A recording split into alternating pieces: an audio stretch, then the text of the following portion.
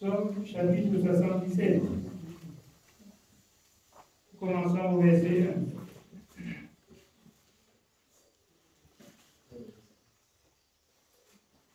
Ma voix s'élève à Dieu et je crie. Ma voix s'élève à Dieu et il m'écoutera. Au jour de ma détresse, je cherche le Seigneur. La nuit, mes mains sont étendues sans se lasser. Mon âme refuse toute consolation. Amen. Je voudrais que nous comprenions. Voilà, je l'ai dit. Quand je suis triste, quand je suis abattu, je ne cherche pas les consolations des hommes. Je cherche la consolation de Dieu. Je cherche que l'Éternel me console et non les hommes. Si vous êtes consolé par les hommes, vous n'aurez pas la paix. Parce que ce n'est pas l'Éternel qui vous donne la paix. On vient à côté de toi, oh, c'est monté, c'est descendu. Même le serviteur a vu quelqu'un comme ça, il ne dit rien. Quand tu es en détresse, cherche le secours de l'Éternel. Je voudrais que tout le monde arrive à comprendre que tous nous sommes ici pour Dieu.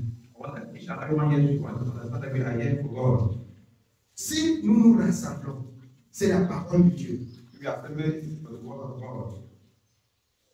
Si l'amour qui est dans notre cœur n'est pas l'amour selon Dieu, bien aimé, c'est que tout simplement c'est charnel. Charnellement, on peut beaucoup aimer.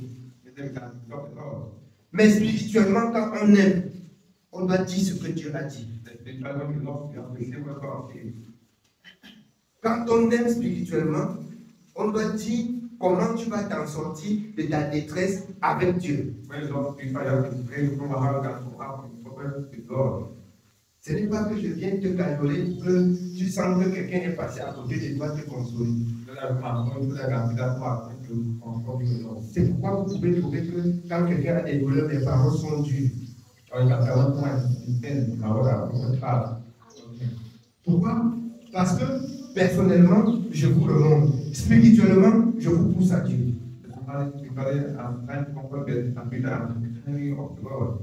Pour que vous ne laissez pas Dieu vous regarder. Amen. Pour que vous ne laissez pas Dieu vous regarder. Je dois vous consoler. Mais je ne dois pas manquer de vous dire ce que Dieu veut pour votre consolation.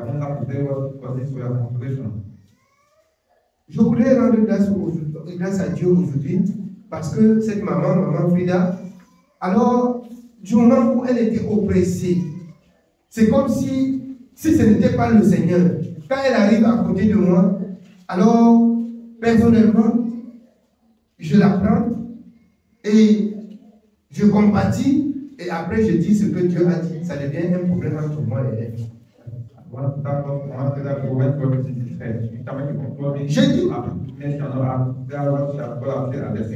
Je dis bien, je compatis selon l'homme. Ouais, comment ça? Comment tu peux souffrir comme ça? Mais quand j'ouvre la parole de Dieu, ça devient un problème entre moi et elle.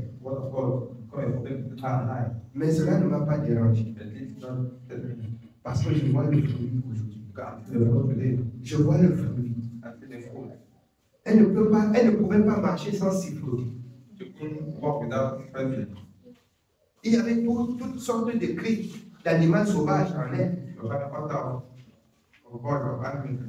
Mais je voudrais croire que je me suis abaissé, j'ai présenté Jésus, et Jésus, quand elle se soumise à la parole de Jésus, Jésus a ôté le poids.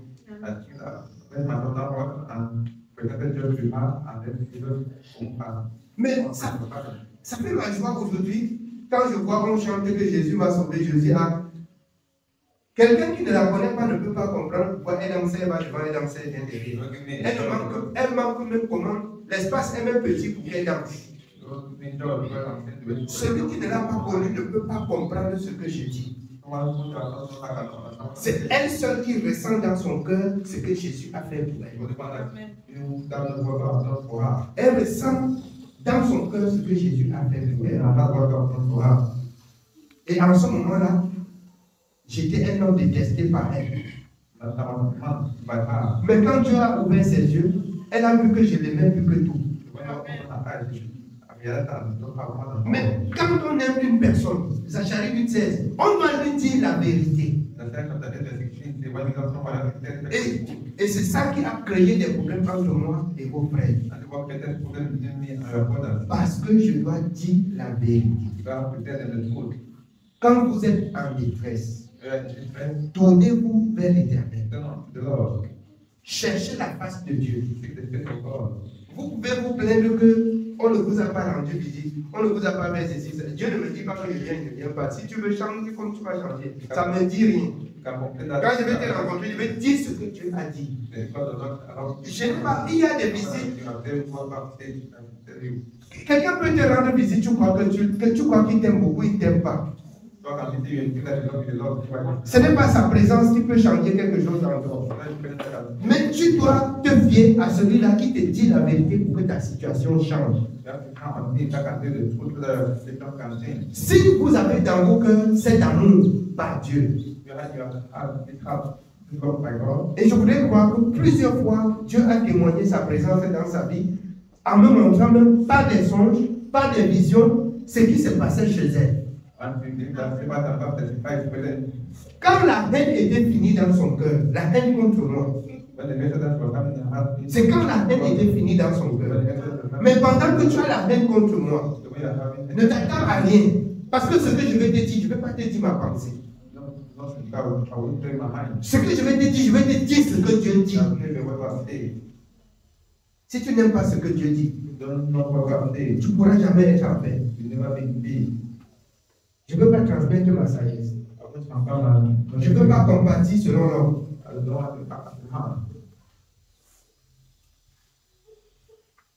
Bien-aimés, il faudrait que nous comprenions Dieu. Alors, je voudrais croire dans mon cœur que beaucoup de personnes vont croire que Marilène était très proche de moi. Quand elle va accoucher là, le serviteur va être là. J'étais là avant vous, mais je n'ai pas encore physiquement vu cet enfant. Je vous dis la vérité, je ne suis pas encore passé là-bas. Je ne suis pas passé. Mais je vais vous dire un mystère, ce que Dieu a fait l'autre jour. Quand elle a été oppressée, si elle avait quelque chose de mal dans son cœur contre moi, elle ne serait pas délivrée. Au même instant qu'elle soit oppressée, je prends le téléphone, j'appelle. Et c'est son mari qui dit, voilà, il appelle pendant qu'elle criait. J'ai dit, mets les mains sur ta tête. La tête.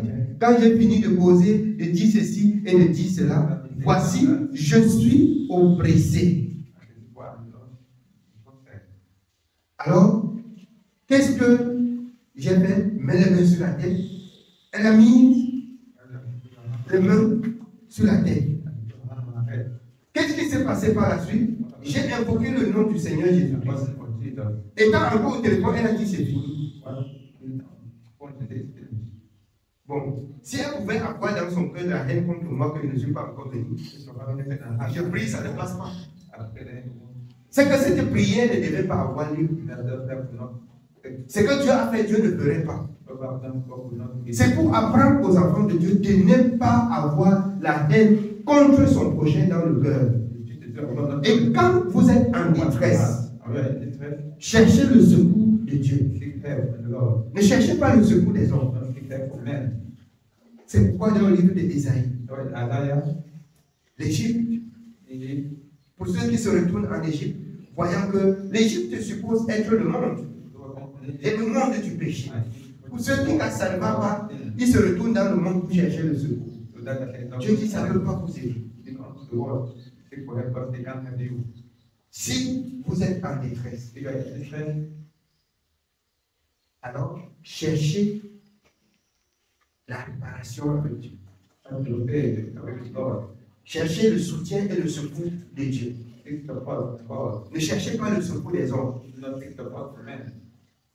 L'homme qui n'est pas spirituel, quand il se présente, il va te donner ce qu'il peut te donner. Il va te donner ce qu'il pense. Il va te dire ce qu'il pense.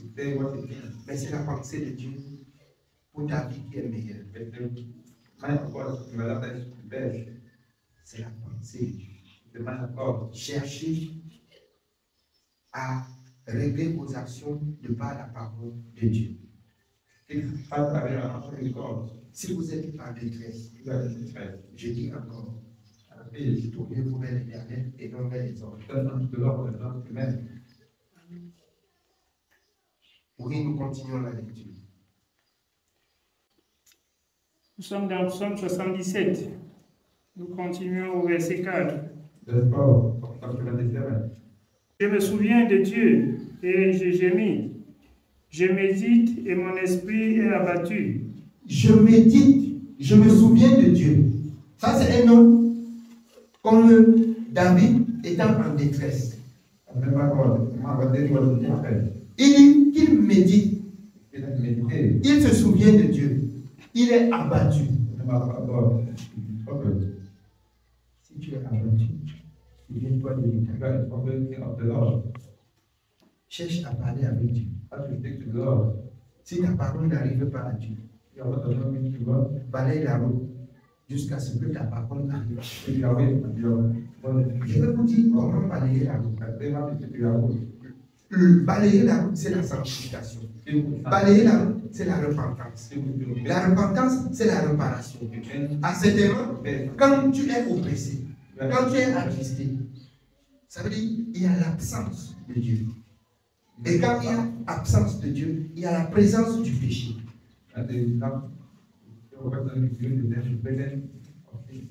Et ça peut causer ta ruine. Oui, bien aimé. Nous continuons au verset 5. Tu tiens mes paupières en éveil, et dans mon trouble, je ne puis parler. Je pense aux jours anciens, aux années d'autrefois. Je pense à mes cantiques pendant la nuit. Je fais des réflexions au-dedans de mon cœur. Je fais des réflexions au-devant de mon cœur. Je réfléchis. Je vois ce qui ne va pas. Je réfléchis. Je cherche à comprendre pourquoi Dieu ne me vient pas en secours. Pourquoi Dieu ne m'aide pas? Pourquoi Dieu ne compatit pas à ma douleur?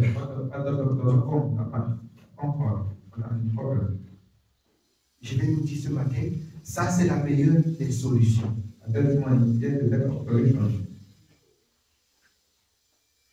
Quand ça ne va pas, il faut penser à Dieu. Si tu veux pleurer, il faut pleurer à Dieu. Ne pleure pas aux hommes. Ne pleure pas pour que les hommes te calment. Pleure devant Dieu pour que ce soit Dieu qui te calme. Pour que Dieu te calme, il va te dire ce que tu dois faire. Tu pleures devant les hommes, ça ne représente rien. Mais tu pleures devant Dieu. Il va te dire ce que tu dois faire pour te calme. Oui. Je fais des réflexions au-dedans de mon cœur et mon esprit médite. Le Seigneur rejettera-t-il pour toujours? Ne sera-t-il plus favorable? Le Seigneur va rejeter pour toujours. Est-ce qu'il ne doit plus être favorable? Or, la parole de Dieu dit par Moïse que dans Deutéronome, l'Éternel, notre Dieu, est lent à la mort, il est riche en amour, il est plein de miséricorde. Est-ce qu'il rejette à toujours? Non. Non. Mais ce qui empêche Dieu pour les enfants de Dieu de ne pas agir, c'est que les enfants de Dieu pêchent et que quand ils sont coincés, ils refusent même de reconnaître qu'ils ont péché contre Dieu. Ainsi, la parole de Dieu, dans Isaïe 59, entre en vigueur. Alors, ça devient, il prie, Dieu n'exauce pas. Il prie, Dieu n'écoute pas. Est-ce que c'est la main de l'Éternel qui écoute pour sauver? Est-ce que c'est son oreille qui est dure pour entendre? Non. C'est tout simplement nos péchés qui forment une barrière, une séparation entre nous et Dieu. Et c'est ce que je disais ce matin, balayer sa route. C'est vous qui chantez que Saint, Saint, Saint est l'Éternel. Dieu qui était et qui vient. Alors, la vie de Dieu, c'est la sainteté. La vie avec Dieu, c'est la sainteté. Sinon, vous pouvez passer même toute une vie croyant qu'on parle de Dieu, que c'est un moyen qu'on a fabriqué pour juste calmer les personnes. Comme certains de vos frères disent que ce sont les blancs qui sont venus. Alors, avec la parole de Dieu, vous trompez les noirs. Pendant que je vois que chez le blanc même lui-même, il ne s'en sort pas. Je vois que chez le blanc même lui-même, il ne connaît pas cette parole. Mais on parle comme ça pour endormir ceux qui se perdent. Pour qu'elle détruise ceux qui se détruisent encore davantage. Je me souviens, c'était un Allemand ou un Français. Avec Dieu donné à quoi? Alors, ils étaient dans des doctrines diverses et étrangères. J'avais dit que si Dieu permettait que je rencontre le blanc, je devais répondre à sa question. Il s'était déjà détruit avec l'alcool. Il est venu lui poser la question à Dieu. Dieu lui dit non, les enfants de Dieu ne touchent pas l'alcool. Le blanc lui est dit, là où tu es là, je suis un homme prêt. Que tu me montres un passage qui dit qu'on ne touche pas ici. Et je ne toucherai plus jamais. Si tu veux me dire ce que Dieu a dit, dis-moi exactement ce qui est écrit. Le blanc a continué à voir. Il dit à Dieu que votre Dieu là, il a voyagé. Votre Dieu là même, vous ne le connaissez pas. Et c'était la vérité. Quand on sait Dieu sans le connaître, c'est un problème. Quand on sait Dieu sans le connaître, c'est un problème. Pourquoi condamner ce que Dieu n'a pas condamné? Pourquoi mettre le joug sur le dos des gens? Lisez pour nous un passage dans Proverbe 20, juste les deux premiers.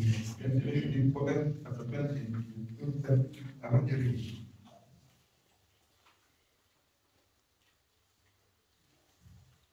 Proverbe chapitre 20. Nous lisons le verset 1 et le verset 2. Le vin est moqueur. Les boissons fortes sont tumultueuses. Quiconque en fait l'excès n'est pas sage. Amen. Ici, ça dit que quoi? Le vin est quiconque en fait excès. C'est pas ça? Sauf si ce n'est pas moi qui comprends bien le français.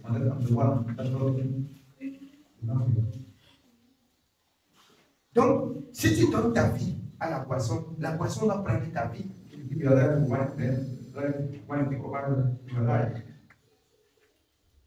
Mais si tu prends la boisson avec la sagesse et la connaissance que tu as pris dans la parole, la boisson n'aura jamais le dessus sur toi. C'est pas ça? Mais on condamne les gens. Et je voudrais encore rappeler ce matin de ce que la parole de Dieu dit. Même les excès de table, quand tu as trop mangé, c'est un péché, mais l'autre là, on ne le voit pas. On ne le voit pas. L'apôtre Paul vient dans Romains 14, 15, reprendre aux enfants de Dieu, manger de tout ce qui se vend sur le marché.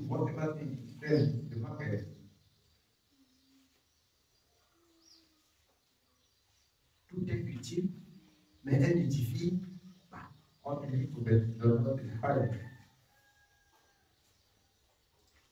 Mais même l'alcool est utile. Même l'alcool est utile. Allez voir des personnes qui ont fait la science, la science humaine par rapport à la santé. C'est pas ça? Ils vous diront que le corps humain a besoin d'un peu d'alcool. C'est ça ou c'est pas ça? Alors, moi je ne suis pas un alcoolique. Je ne suis pas un alcoolique.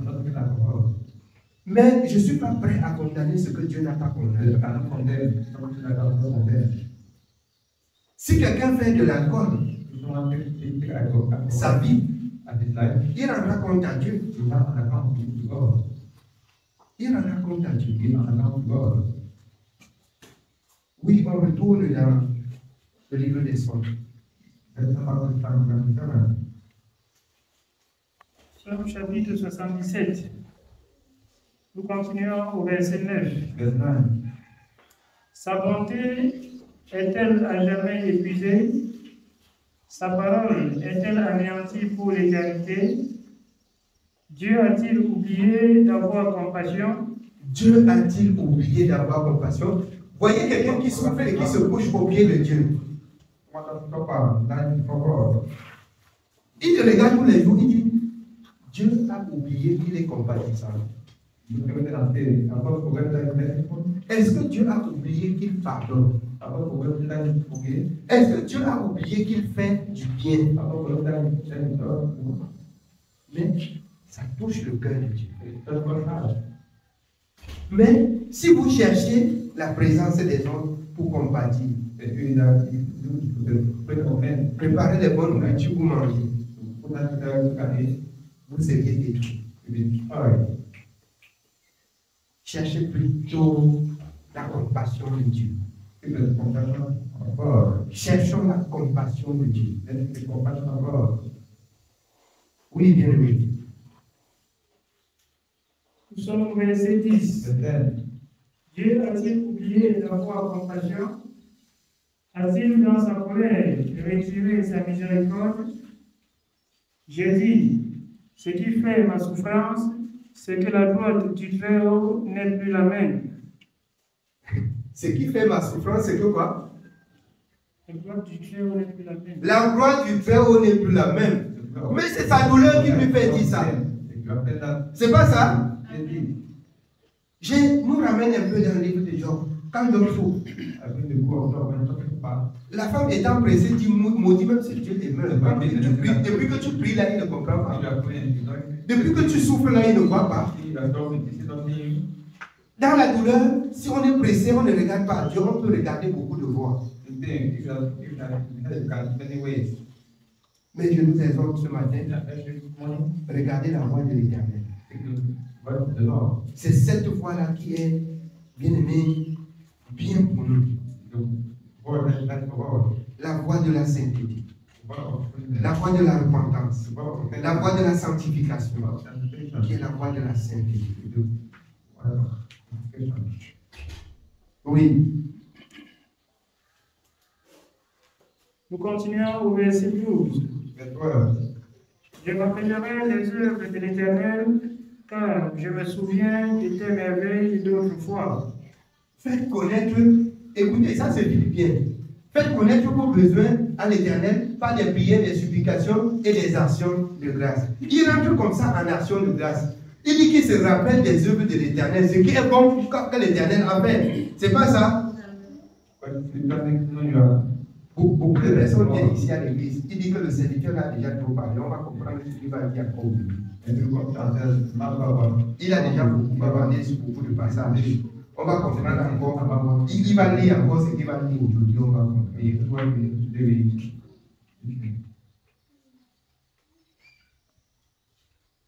Tout les l'éternité, si nous passons dans ce livre, bien aimé, si ce n'est pas la grâce de Dieu, on ne comprendra pas. Quand vous partez étudier à l'école, je vois le sac de ma fille, elle n'arrive pas à porter, qui fait pour moi. Il y a tellement de documents pour étudier. Mais dans la maison de Dieu, il y a un seul document. Et que personne n'arrive à comprendre. C'est un mystère. C'est quand Dieu trouve des cœurs simples, des cœurs repentants, des cœurs qui s'humilient, qui se réveillent, qui ouvrent les yeux dans cette parole.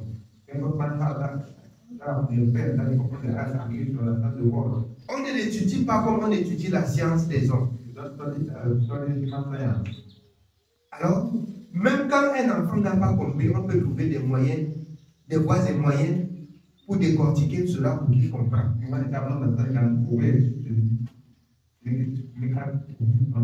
Mais avec Dieu, ce qui peut te faire ne pas comprendre peut être tout simplement ta mauvaise vie. Si tu mènes une mauvaise vie et que tu ne te repens pas,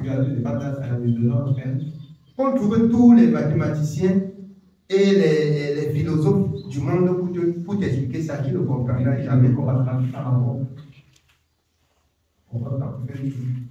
Dans Luc 24, c'est lui qui ouvre l'esprit des disciples pour qu'ils comprennent les Écritures. Or, il avait été avec eux tous les jours. Et jusqu'à ce qu'il ressuscite, eux, ils n'avaient pas compris. Quand il est parlé de la mort et de la résurrection, ils n'avaient rien compris. Même quand il apparaît chez certains sur le chemin d'Emmaüs, personne, quand il s'inquiétait, lui-même il se présente, il dit, mais vous êtes insensés ou quoi? Ne savez-vous pas que tout ce que Dieu a dit dans sa parole, ça doit s'accomplir? Jusque-là, ça ne dit rien à personne. C'est quand ils entrent dans la maison qu'il rompt le pain et qu'il les donne, et que lui-même, Dieu étant Dieu, en personne, leur ouvre les yeux et qu'on constate que c'est le Seigneur qui est devant eux. Donc c'est un mystère. Et le mystère de la parole, c'est l'obéissance.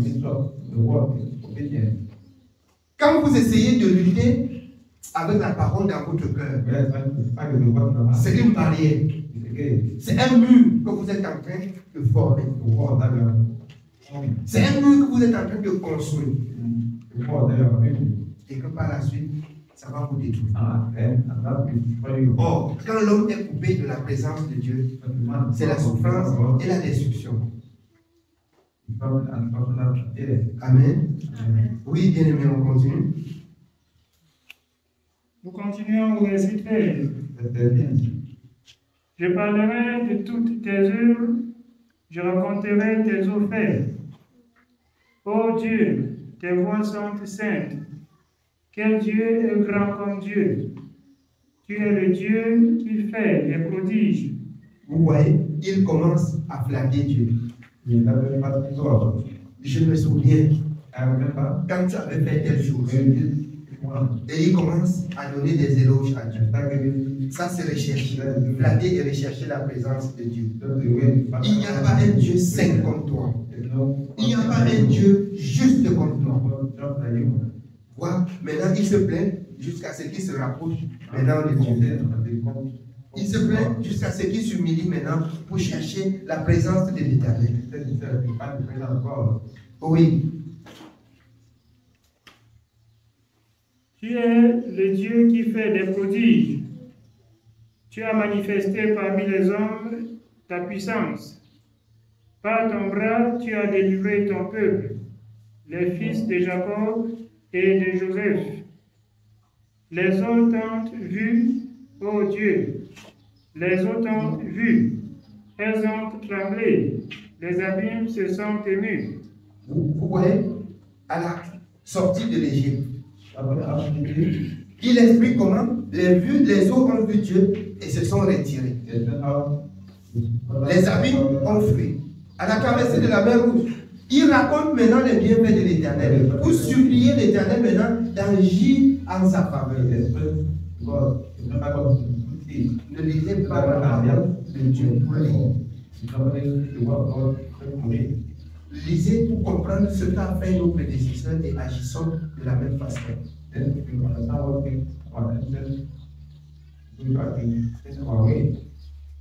En toutes choses, nous devions rechercher l'amour de l'Éternel.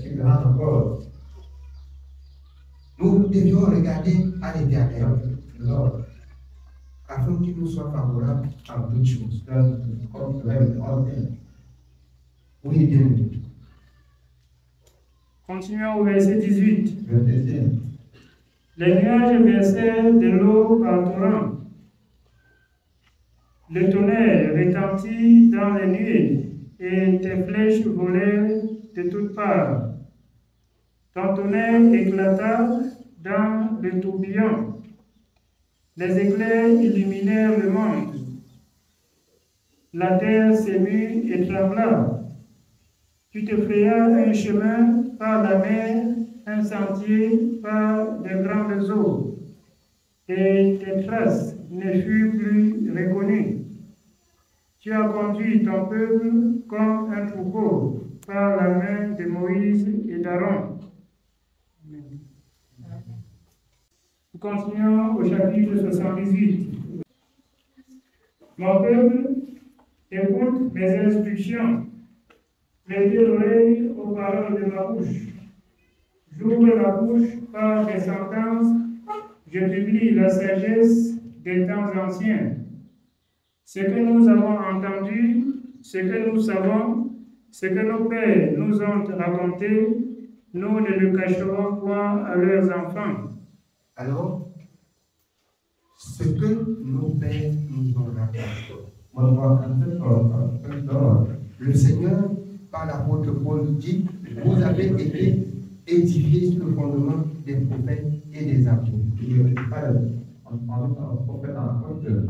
Abraham étant le père et le consommateur de la foi. Alors, la parole de Dieu dit, Abraham a servi et a été un homme obéissant. De telle manière que Dieu dit, ceux qui vont entrer dans le sein d'Abraham seront ainsi dans le sein de Dieu. C'est pourquoi Dieu a dit, vous deviez prier, toi le Dieu d'Abraham, le Dieu d'Isaac, le Dieu de Jacob. Ce sont des personnes qui ont marqué à l'époque leur temps dans l'obéissance. Ils ont marqué le temps par l'obéissance, de telle en sorte que leur vie et leur obéissance restaient écrites. Comme on ne peut plus augmenter quelque chose dans ce livre, il faut que ceux qui t'ont vu de chair témoignent un jour ta bonne vie avec la génération future. Comme quelqu'un qui a servi, imitant ainsi les voies d'Abraham, d'Isaac et de Jacob. Il faut que les gens de ta génération, les enfants, disent et témoignent qu'au milieu de notre maison, on ne peut pas faire ci, on ne peut pas faire ça. Ainsi, la génération présente est instruite. La génération passée a laissé des traces. Et ça va continuer. Et ça va continuer ainsi jusqu'à la fin. C'est pourquoi on utilise en ce temps ce livre. Ce n'est pas que Dieu ne peut plus parler comme il parlait aux prophètes, et il parlait d'ailleurs. Dieu parle.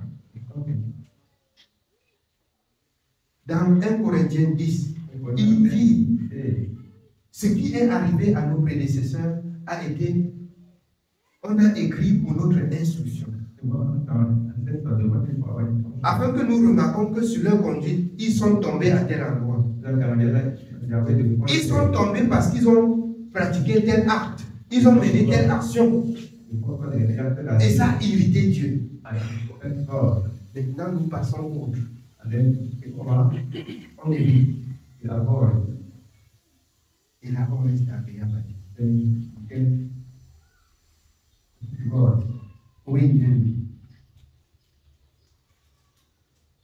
Nous sommes au verset 4. Nous ne nous cacherons point à leurs enfants. Nous dirons à la génération future les louanges de l'Éternel et sa puissance et les prodiges qu'il a opérés. Il a établi un témoignage en Jacob, il a mis une loi en Israël, et il a ordonné à nos pères de l'enseigner à leurs enfants, pour qu'elle fût connue de la génération future des enfants qui naîtraient, et que, devenus grands, ils en parlassent à leurs enfants. C'est ce que je suis en train de dire. La génération future qui nous sommes aujourd'hui. Et nous devions connaître que nous sommes sur le présent pour nous, à notre état. Et il y a encore le futur qui vient. Nous devions, par leur instruction, garder la parole. Afin que les autres qui ne lisent pas encore, par notre instruction et par notre conduite, gardent à leur tour la parole. Oui, bien. Verset 7. Afin qu'ils missent en Dieu leur confiance, qu'ils n'oubliassent pas les œuvres de Dieu, et qu'ils observassent ses commandements, afin qu'ils ne fussent pas comme leur père, une race indocile et rebelle, une race dont le cœur n'était pas ferme et dont l'esprit n'était pas fidèle à Dieu. Le cœur n'était pas ferme et l'esprit n'était pas fidèle à Dieu. Qu'on ne devient pas cette race-là. Il y a une race qui ont hérité Dieu. Dieu ne voudrait pas que nous soyons du nom de cette race qui a hérité Dieu. Mais du nom de cette race qui a glorifié et servi Dieu selon sa parole. Pourquoi cette parole reste écrite jusqu'à nos jours? C'est pourquoi dans Hébreux chapitre 1, vous pouvez lire le verset 3 quand vous comprenez le verset 3. Jésus, venant, a soutenu toutes choses par la parole. Hébreux 1, 3, il a soutenu toutes choses par la parole. Quand nous rentrons dans Matthieu, il fut tenté. Et dans la tentation, il a rappelé à l'ennemi chaque chose par la parole. Donc, et en tant qu'enfant de Dieu, c'est marrant qu'on ne connaît pas ce qui est écrit.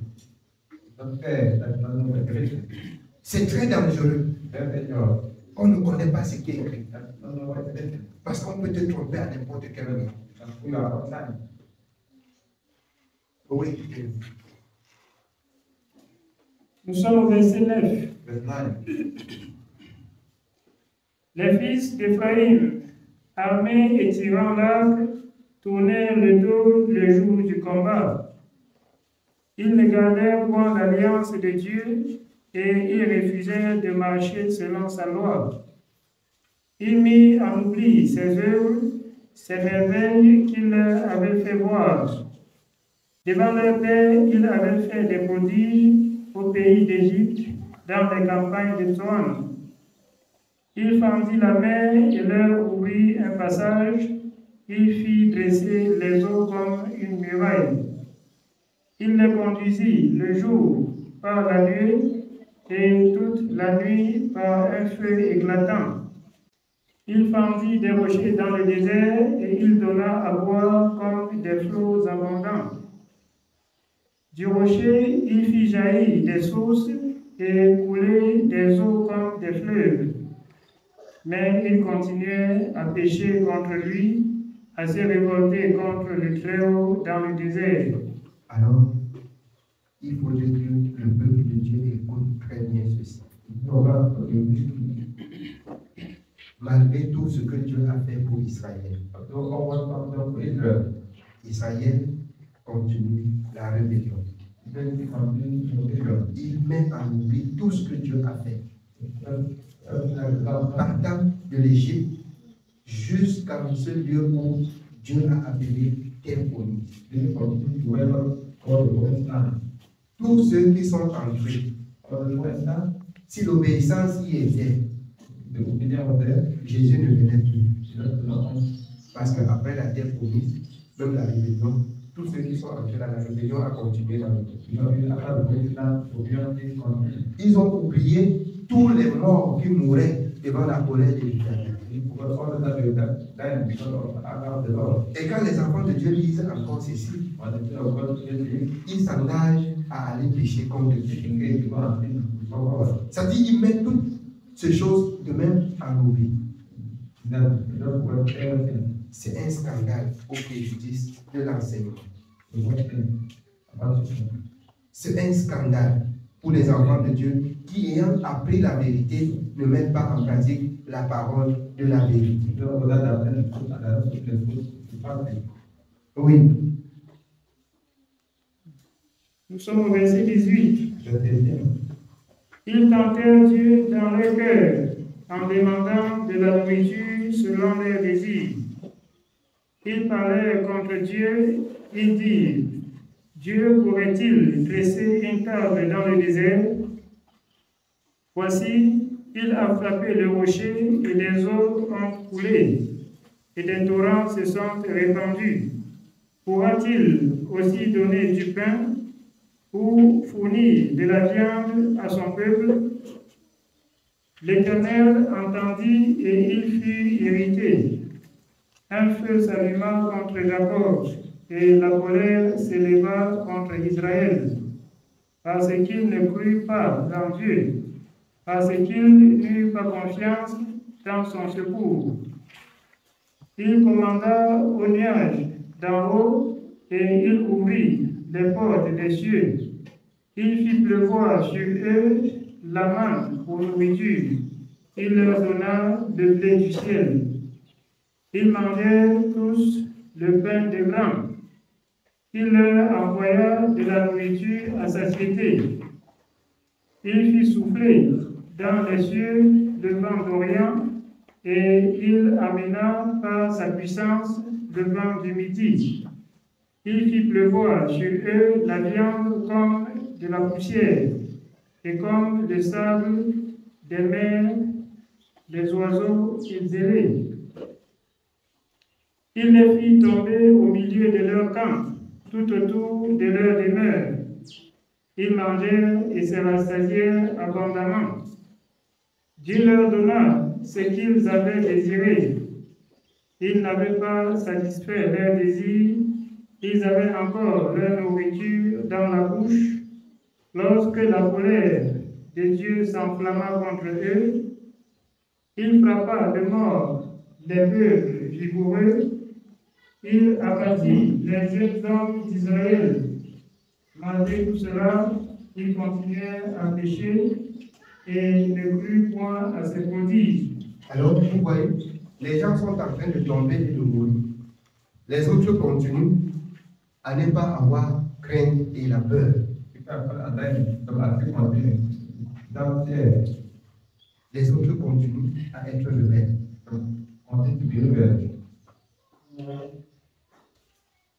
Ça ne dit rien à personne. Les morts sont morts et les pécheurs continuent.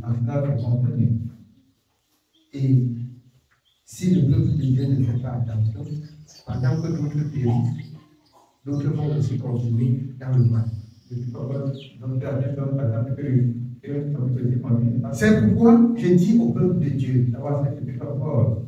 le peuple dans Genèse 11, il se complotait, il s'entendait, il parlait les mêmes langues.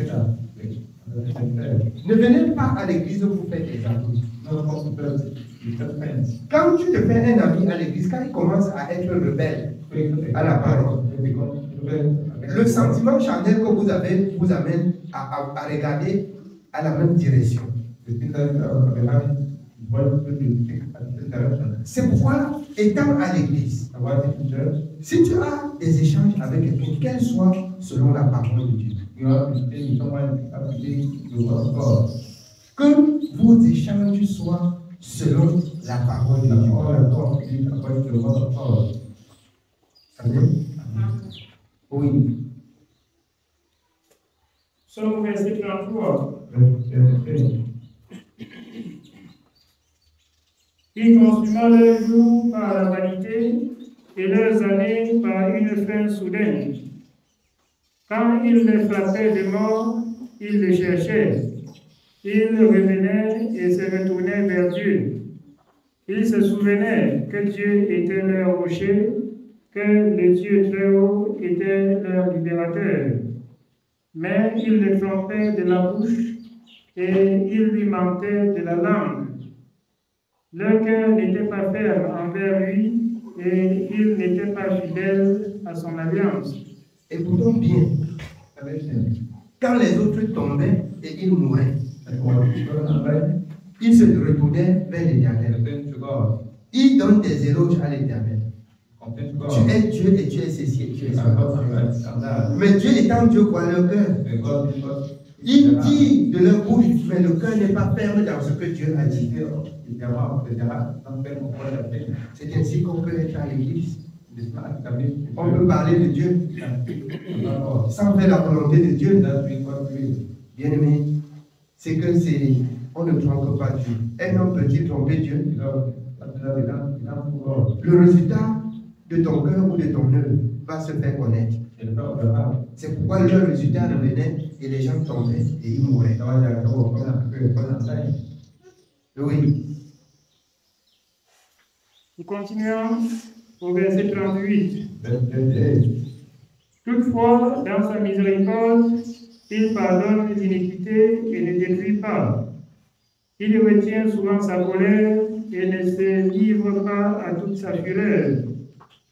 Il se souvient qu'il n'était que chair, un souffle qui s'en va et ne revient pas. Que des fois il se révoltait contre lui dans le désert, que des fois il l'irritait dans la solitude. Il ne cessait de tenter Dieu et de provoquer le Saint d'Israël. Il ne se souvint pas de sa puissance du jour où il le délivra de l'ennemi, des miracles qu'il accomplit en Égypte et de ses prodiges dans les campagnes de Zoan. Il changea leur fleuve en sang et il ne put en boire les eaux. Il envoya contre eux des mouches venimeuses qui les dévorèrent et des grenouilles qui les détruisirent. Il livra leur récolte aux sauterelles, le produit de leur travail aux sauterelles. Il fit périr leur vigne par la grêle et leur sycomore par la gelée. Il abandonna leur bétail à la grêle et leur troupeau au feu du ciel. Il lança contre eux son ardente colère, la fureur, la rage et la détresse, une troupe de messagers de malheur. Il donna libre cours à sa colère et ne sauva pas leur âme de la mort. Il livra leur vie à la mortalité. Il frappa tous les premiers-nés en Égypte, les prémices de la force sous les tentes des champs. Il fit partir son peuple comme des brebis, il les conduisit comme un troupeau dans le désert. Il les dirigea sûrement pour qu'ils fussent sans crainte, et la mer couvrit leurs ennemis. Il les amena vers sa frontière sainte, vers cette montagne que sa grotte a acquise. Il chassa devant eux les nations, leur distribuant le pays en héritage, et fit habiter dans leurs tentes les tribus d'Israël. Mais ils tentèrent le Dieu très haut et se révoltèrent contre lui, et ils n'observèrent point ses ordonnances. Ils s'éloignèrent et furent infidèles, comme leur père. Ils tournèrent comme un arc trompeur. Ils l'irritèrent par leurs hauts lieux, et ils excitèrent sa jalousie par leurs idoles. Dieu entendit et il fut irrité. Il repoussa fortement Israël. Il abandonna la demeure de Silo, la tente où il habitait parmi les hommes. Il livra sa gloire à la captivité et sa majesté entre les mains de l'ennemi. Il mit son peuple à la merci du glaive et il s'indigna contre son héritage. Le feu dévora ses jeunes hommes et ses vierges ne furent pas célébrées. Ses sacrificateurs tombèrent par l'épée et ses veuves ne pleurèrent pas. Le Seigneur s'éveilla comme celui qui a dormi, comme un héros qui a subjugué le vin. Il frappa ses adversaires en fuite. Il les couvrit d'un opprobre éternel. Cependant, il rejeta la tente de Joseph et il ne choisit point la tribu d'Éphraïm. Il préféra la tribu de Juda, la montagne de Sion qu'il aimait. Et il bâtit son sanctuaire comme les lieux élevés, comme la terre qu'il a fondée pour toujours. Il choisit David, son serviteur, et il le tira des bergeries. Il le prit derrière les brebis qui allaitaient, pour lui faire paître Jacob, son peuple, et Israël, son héritage. Et David les dirigea avec un cœur intègre et les conduisit avec des mains intelligentes. Amen.